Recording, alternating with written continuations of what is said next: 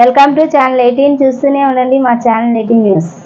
విజయవాడలోని ఇంద్రకీలాద్రిపై అక్టోబర్ 3 నుంచి అత్యంత వైభవంగా నిర్వహిస్తున్న దేవీ శరన్నవరాత్రులు ఉత్సవాల ఆహ్వాన పత్రికను పశ్చిమ శాసనసభ్యులు యలమంచిలి సత్యనారాయణ సుజనా చౌదరి, విజయవాడ పార్లమెంటు సభ్యులు కేశినేని శివనాథ్ చిన్ని, గుడివాడ శాసనసభ్యులు వెనుగండ్ల రాము, శ్రీ దుర్గా మల్లేశ్వర దేవస్థానం ఈవో కెఎస్ రామారావులతో కలిసి ఆవిష్కరించారు. ఉత్సవాల విజయవంతానికి అధికారులు సమన్వయంతో పనిచేయాలని ఈ సందర్భంగా ఎమ్మెల్యే సుజనా చౌదరి నిర్దేశించారు. ముఖ్యమంత్రి నారా చంద్రబాబు నాయుడు, డిప్యూటీ సీఎం పవన్ కళ్యాణ్, కూటమి నేతల సహకారంతో ఉత్సవాలను వైభవంగా నిర్వహిస్తున్నామన్నారు. ఉత్సవాల నిర్వహణ కోసం ఇప్పటికే ఏర్పాట్లు పూర్తవుతున్నాయని, భక్తులకు ఎలాంటి అసౌకర్యం కలగకుండా ఏర్పాటు చేస్తున్నామంటూ తెలిపారు. తెలుగు రాష్ట్రాల నుంచే కాకుండా ఇతర రాష్ట్రాల నుంచి కూడా భక్తులు అధిక సంఖ్యలో వచ్చి అవకాశం ఉన్నందున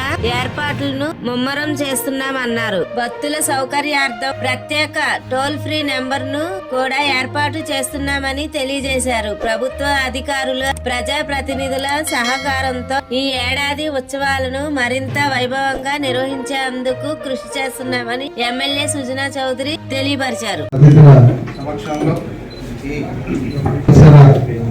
దసరా మహోత్సవాలు 2024 జరిగే దసరా మహోత్సవాలను, నవరాత్రి మహోత్సవాలను ఇంద్రకీలాద్రిలో జరిగే ఈ పండుగ అందరికీ చాలా ఇష్టం. ఎందుకంటే అందరంటే ఇష్టపడిన వాళ్ళు ఎవరు ఉండరు.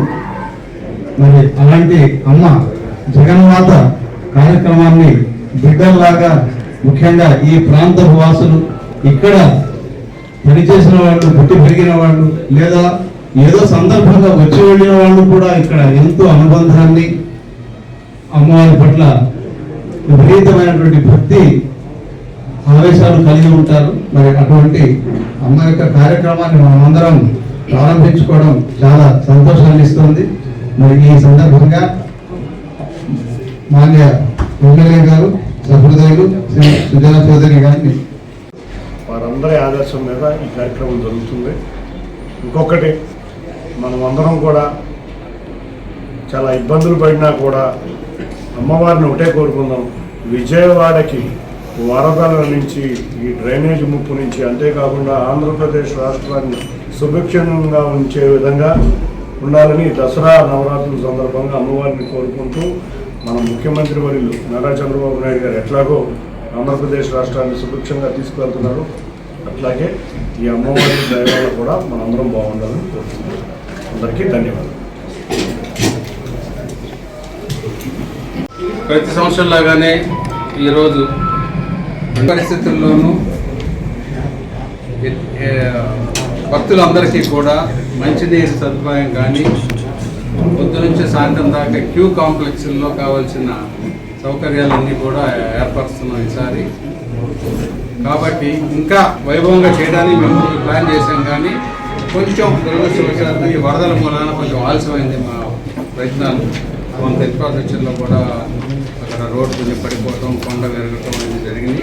అవన్నీ కూడా డెఫినెట్గా వారి టెంపుల్లో పెద్ద జీవో గారు కానీ, ఇంజనీర్లు కానీ అందరూ కూడా చాలా ఫాస్ట్గా రియాక్ట్ అయ్యి చక్కగా టెంపరీ స్టెప్స్ చేయడం అంతా కూడా చేశారు. మీడియా తరఫున కూడా మీరు కూడా ఏమైనా సలహాలు ఉంటే మంచి కూడా నేను కలెక్టర్ గారి ఆఫీస్లో మీటింగ్ రోజు కూడా చెప్పడం జరిగింది. మీడియా ద్వారా నేను కోరుకునే మనం ఏంటంటే, ప్రజలందరూ కూడా, ఎందుకంటే అందరూ చెప్పి అన్నీ చేయలేం, ఇప్పుడు ఒక కాల్ సెంటర్ కూడా పెడదామని ఆలోచిస్తాము. కాల్ సెంటర్ పెడతాం. వాళ్ళ ఐడియాలు ఏమైనా ఉంటే, ఆలోచనలు ఏమైనా ఉంటే తప్పకుండా మీరు సలహాలు ఇవ్వండి. వీలైనంత వరకు ఆ సలహాలన్నీ కూడా మేము తీసుకొని ఇంకా బాగా సదుపాయాలు కల్పించే విధంగా ప్రయత్నం చేస్తామని చెప్పి సెలవు తీసుకుంటాం.